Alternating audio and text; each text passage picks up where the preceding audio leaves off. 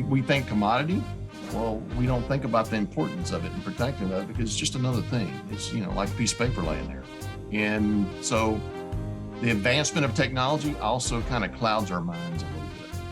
Yeah. If you're going to put a security program in place, put it on yourself first, because we're a target.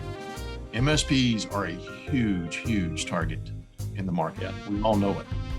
And if you're not putting in the same practice of what you're trying to get your customers to doing it, then you're in trouble to start with.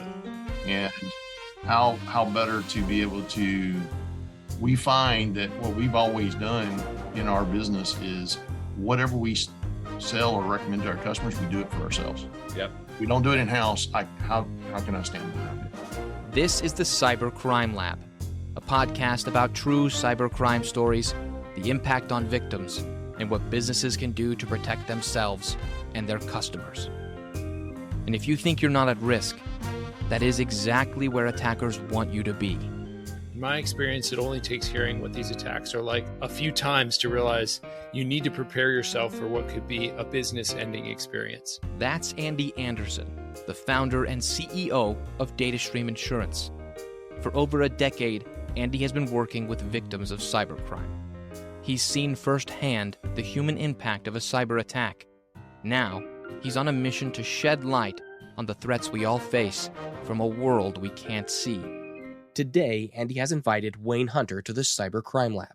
Wayne is the founder and CEO of AvTek Solutions, an organization that provides cybersecurity, network, and telecommunication support, as well as IT consulting. Wayne has been in the business of cybersecurity for longer than most.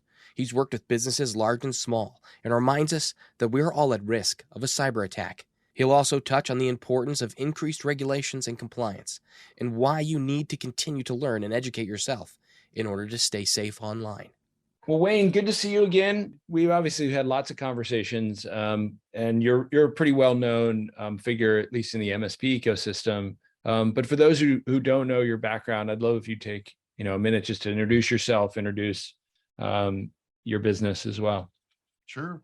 I'm Wayne Hunter. I'm the founder and CEO of AvTek Solutions. I have came from a military background and been in enterprise IT since the mid to late 80s. And started this company about 18 years ago and as a services-based company, and then became a VAR. And then about 2014 or so, we started doing managed services based on customers asking us to do it. And it seems like every year, just like in IT, we evolve every year to what's going on in the market and how we go address things. So today it's security, compliance, and insurance. Is the big topics. Yeah. And I think you've been in this business longer than I think some people who are in this business have been alive, probably, right? What gives it away? You look great, Wayne. Don't let anybody tell you differently. But I think a lot of changes, right? And I think one of the particularly interesting things that we've seen is a lot of businesses that typically were not thinking that they were potentially going to be attacked are finding that they are the target, right? So and we were talking about one in particular. Maybe we start a little bit with that story, and then we'll dive into kind of all the things that brings up. Okay. Yeah, we as we try to educate our customers about cybersecurity, ransomware, all the things that go into play, it doesn't matter pretty much any industry, but what we typically always hear from customers is, I'm small. They're not interested in what I'm doing, right? What can they get from me? And we have a construction company that we've been working with for years, and we're always educating and what's going on in that industry. Obviously, budget and how they do things. They're always tight on those things. But they got hit by a phishing attack. And by the time they realized what was going on, it had encrypted a lot of their environment, and even had gotten to their backups because they didn't have it on immutable storage yet. And we've been pushing that. But because we approached things in multiple different layers and had large and virtual environment actually set up for them, we were able to recover from our snapshots from their arrays that the way we'd set it up, they couldn't get to because they couldn't, it wasn't set up to where it was using credentials in a domain. So we'd taken caution for that. So we was able within just a few hours, bring them completely back. And then we dealt with the desktop after that. That was probably the biggest pain. There's about three primary things from a business standpoint that gets impacted really quick. And it doesn't matter how big or small you are, is you've got the projects that are running. How do I bill for them? How do I receive payments from them? If my system is locked up that does that, I can't access the information. I don't know what I've invoiced. I don't know, what, I can't send invoices. So that's one thing.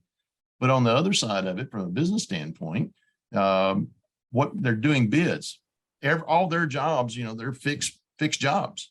It's not a monthly recurring job. It's a job, and I got to be getting the next job.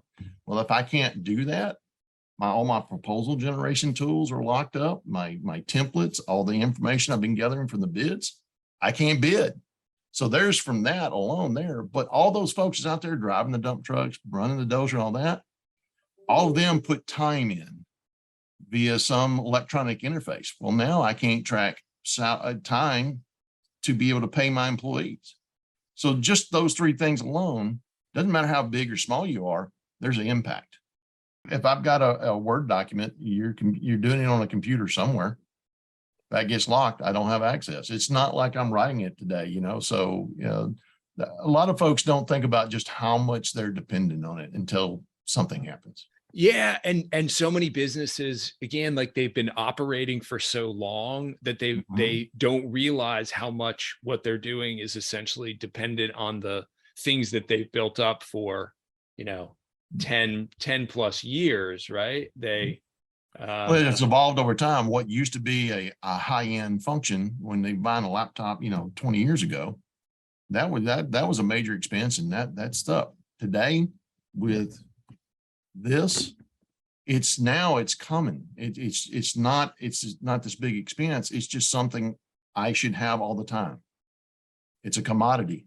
Yeah. Okay. But when we think commodity, well, we don't think about the importance of it and protecting it because it's just another thing. It's, like a piece of paper laying there. And so the advancement of technology also kind of clouds our minds a little bit. It was actually, it was a Saturday afternoon, and I got a text on my cell phone, and I've been doing business with this company for years and years. And so all my customers, even though I've got reps that take care of them, my reps are allowed to give my number out to the customers because it needs to be escalated and come to me. And I get this text, and I could really tell it was something different. So I hit him up, and he told me, he said, "We just got ransomed." And I'm like, "You're serious? You're not joking, right?" And he says, "Yeah, I'm serious." I said, "Okay, I'll give our senior engineer a call and get him in touch with you. So let's go see what we need to do to recover from this." Yeah. And so I got my guy with him, and then they updated me on Sunday that they had identified what was going on, and they were already in recovery process. And the only thing they recovered from was the array. And so we did that. So what are arrays? Arrays are powerful data structures that can solve many programming issues. They represent a collection of related items and are fixed, meaning they can't be changed. In terms of cybersecurity, arrays can be used to recover lost or encrypted data. And then by Monday afternoon, we had the main systems back up. They could interface with web interfaces from clean systems. And then the rest of that week was to work on the existing systems. And by the end of that week, they had the existing systems for the executives, the sales, and the primary department heads all operational. And then it was just cleaning up lagging. So it was from the point of we got contacted to what we went off and did, that was pretty good to be able to do that in that amount of time. But we were lucky because at least they had followed some of what we had told them, and it allowed us to have the ability to recover. Yeah. But if it wasn't for that, they would have been dead because all of their history backups had been encrypted. They looked at that impact, and then they looked at what we'd been telling them to do. Budget changed real quick. Yeah. and it's just like what we're seeing in many industries. And obviously construction is not necessarily a heavily regulated industry, right? But even the ones that are highly regulated, you take the finance environment and banking of it, they know what this is. They got the regulation to go do it. But yet last year, $283 billion in fines because of compliancy and other things not meeting things that you need to do to protect yourselves. So just because it's not a regulated entity, even the regulated ones are still not doing what they're doing. Part of what we're finding out, it won't happen to me. Yeah. Why would they want my information? And what I explained to even a 2-person CPA office. And it's funny, the little folks are starting to get it better than the bigger folks. Right. Because they understand they don't have the protections, but it's real simple. It's like, look, yeah, you may have a little bit and they'll take advantage of it. But what they want is the 50 names you have in your system. Then they're going to hit those 50 names and it goes there. I said, think about a reverse pyramid scheme. They're going to start with 1 to get to thousands. That's where the money's at. So don't think your information is not important. What's happening now is really forcing that is we got to have those checks and balances, as you're saying. And that's where we spread out saying, there's the security, but there's compliance, there's these other pieces and that third party. So where I got a compliance group and I got my security group, this is evaluating what's going on here, but it's going in and making sure those things are tied. But then I also have that other third party out there that I'm talking to. It's going to be the industry specialist. That's where I work with you on the insurance to understand I'm making sure we're up to speed on where we need to be and what's going on, the changes. But if I'm dealing with what's going on in NIST or CIS, PCI DSS, whatever the framework needs to be applied for that business, we're always making sure what's going on, what's adapting, what do we need to change, what do we need to improve to make sure we're doing that. And so we have all those checks and balances in place. And that's what's going to help actually by completing that circle like that, you're going to have a much better posture in protecting yourself. Acronyms like NIST, CIS, PCI, or DSS represent cybersecurity organizations with frameworks that can protect your business against cyber attacks. Each one includes certain guidelines, standards, and strategies that you can use to manage risk. Professionals like Wayne work in concert with these organizations to protect their clients. As he mentions, they work as a check and balance system to better arm ourselves against threat actors. There's no 100% bullet that's going to take care of it. Hackers are hackers and white hats are white hats. We're all in business for the same reason. And believe me, they're in business. They make a lot of money. And they're always going to find a way to get around what we put in place. So you can't put one thing in place and get complacent. You've got to be evolving all the time and learning. If you're not, you're going to get left behind. We do this podcast is to help people understand that, it's not just the technical, it's really the whole business and really thinking about have you put in place, a resilient structure and, the people that you're working with, they're going to be there not just to install stuff and see if it works in the good times, but the experience that teams like yours have of dealing with these incidents and the level of expertise that requires, right? It's just not only that. I mean, one of the things that, and I sit on a couple of peer groups and a couple of boards, and I sit with a lot of MSPs. And one of the things we have to keep in mind is, what we're preaching to our customers. We have had to do it for ourselves first. If you're going to put a security program in place, put it on yourself first, because we're a target. MSPs are a huge, huge target in the market. We all know it. And if you're not putting in the same practice of what you're trying to get your customers to doing it, then you're in trouble to start with. So I highly recommend folks out there, if they don't have a security practice, they need to get one in place, because it's just going to get worse. And how better to be able to, we find that what we've always done in our business is whatever we sell or recommend to our customers, we do it for ourselves. We don't do it in-house. How can I stand behind it? And security is bar none the number one thing everybody should be doing. You hit on a really important part, is the user experience. Yeah. That's probably one of the biggest deterrents to security there is out there. Yeah. Is because, you know, I'm a CEO and, and I want to, speed is everything. I got to get the information. I need to do things quick. But I have multi-factor on everything, even on the internal I enter, because I understand that while I need access, I'll get access. I need to protect that. Is just no matter what, I need to protect that information because I can't afford for it not to be. And that's for IT teams, whether in customers, IT teams, in businesses.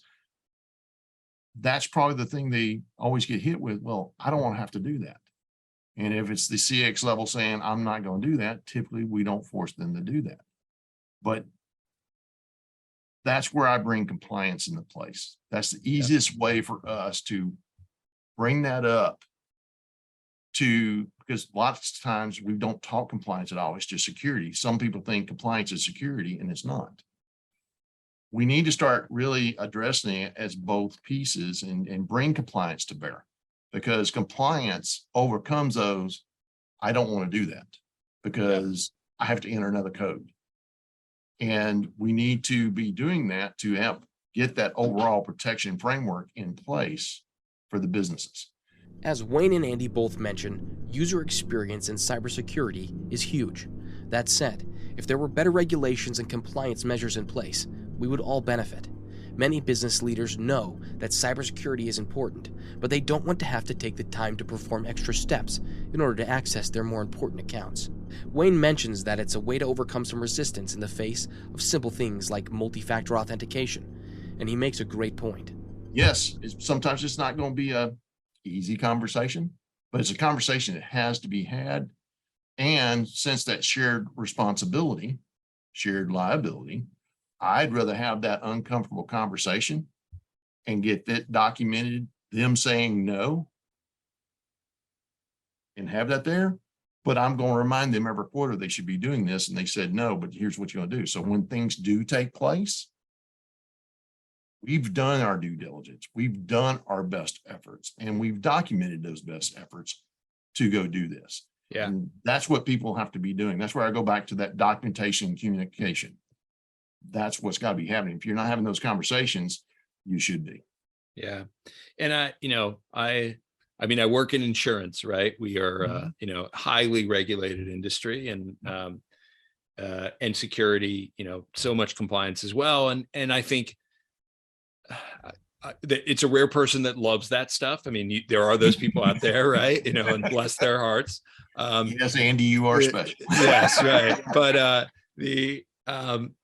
you do, when you start to realize why some of this stuff is in place, and when you start to particularly appreciate the inner connectedness of the world that we live in, and not at, we can talk about this as global scale, right? But also even at the very, very local, right? The 50 names that are, for that CPA connected to them, right? And you realize that putting in place some of these structures and why some of this compliance and regulation exists to force that, that people are hitting at least a certain level of the basics. And again, it's sexy to buy the newest tools and to hope that that's going to solve everything, right? But it is often just the basics done consistently over and over and over again, right? That gets you to go ahead.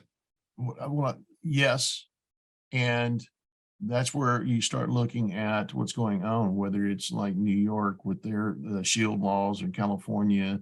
You look at industry. You see what's going on DoD, but it's not even that with CMMC.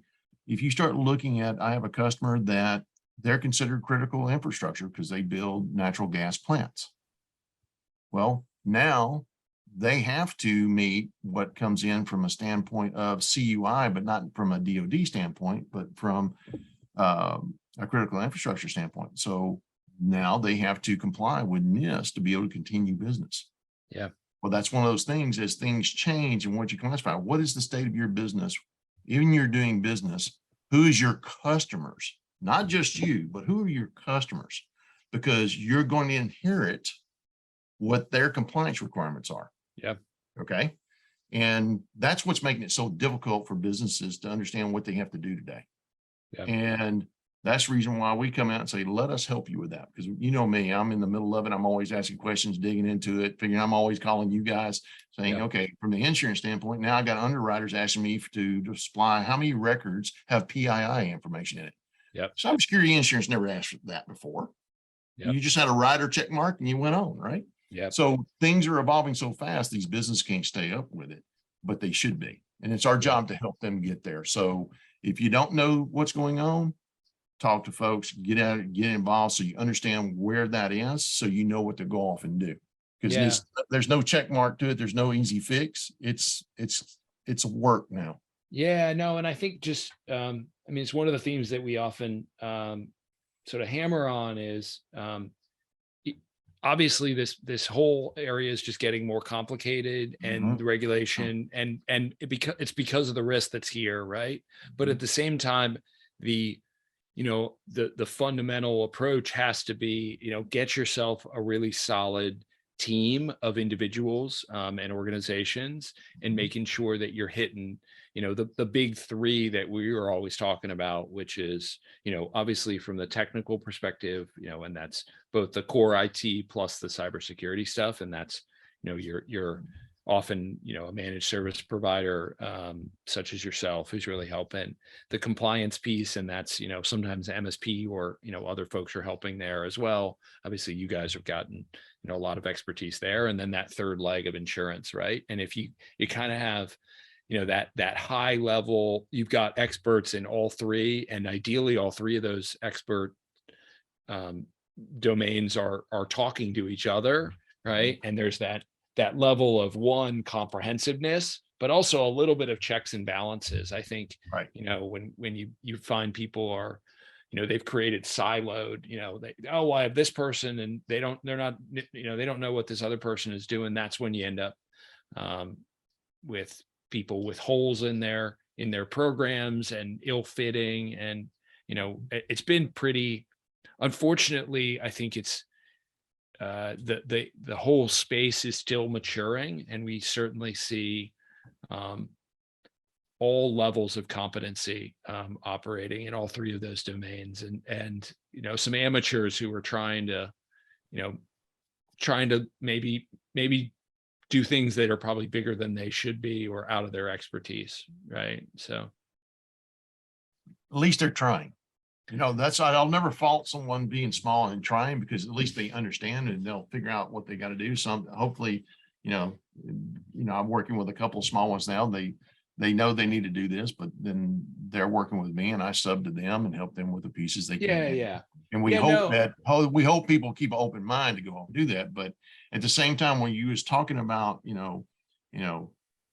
separation, what's happening in what we're seeing in the market is, because of all these different things, it's exposing where we have conflict of interest, is what I'm starting to see. Is the very team or person that's doing security is also doing the compliance. Yes, check mark, I've got this, I go do this. But, if I'm I always think I look good in what I put on when I'm walking out the door, but my wife don't agree with that. So, it's I use that analogy with my customers. I was like, you got the same person, that's looking at that's what they're looking at. Yeah, no, I couldn't agree more. And I think, as I think of what our space looks like, right? And I think we're, when you look at where sort of cybersecurity and the IT industry, and certainly the cyber insurance ecosystem, where we are from a maturity standpoint relative to, those other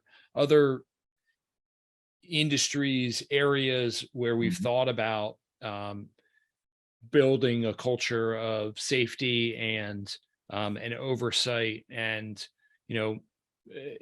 we're decades behind, because those have often been operating for centuries, right? Or certainly many more decades than we have, right? And I think the model that you see, for example, in the construction space, where you've got an architect and the engineers, and then the folks who build stuff, and then you come back and the architect is signing off, was it built to code? And then maybe an inspector from, the local government is also having to check in that, at multiple levels before it's built, and is it going to code, right? All of these areas, there's that same multiple oversight, and that helps avoid a lot of the issues that we historically had with buildings falling down, or notwithstanding certain weather events, and matching the codes for the expectations from a resiliency that the insurance industry had for hurricanes, for earthquakes, blah blah blah, right? It's why our built environment is so much stronger than it once was, right? And if you're ever hiring a builder and he's like, no, man, like, I don't need permits. Like, no, we don't need, right? We don't need an architect, right? Maybe that's okay if you're like putting a toilet in or like redoing a bathroom. I'm not going to, but if he's like, no, we can build this whole house. Like, no problem. I'm just going to do it on Sunday mornings. Like, no worries. Like when the inspectors aren't around, and again, I think the same way, like if you're dealing with pros and they're not, trying to do stuff above board, and they're not bringing in a team, and they're not willing to kind of open themselves up to the scrutiny of other professionals, that's, as a business owner, you should really be kind of running the other direction, right? Right. I would agree with that. So, Wayne, it's always fun to chat with you. Oh yeah. Enjoy it. You're doing good stuff. It's fun to see how much a voice you are, in the MSP ecosystem, but really for your clients, and really getting them to a good spot, right? And so I'm glad we got you an opportunity to say "I told you so" in a public forum. I know you'd never do that. You're far too nice a guy. So it all depends on the setting, right? But probably the biggest thing, I appreciate y'all let me do this, and I guess one of the biggest things I tell everybody is you got to be learning. Don't stop. Yeah. There's no silver bullet. You got to keep going. I've been doing this for a lot of years. Yeah. And the reason why I keep doing this, and the reason why I like doing it, is because I have to learn every day. Yeah. That's my thing. I love to learn. If I wasn't learning something, then I wouldn't be doing this, but all we can do in our business as MSPs is we want to always tell everybody is what you deliver to the client is what you want our vendors to deliver to us. Do the same. What you expect, then that's the expectations of our customers.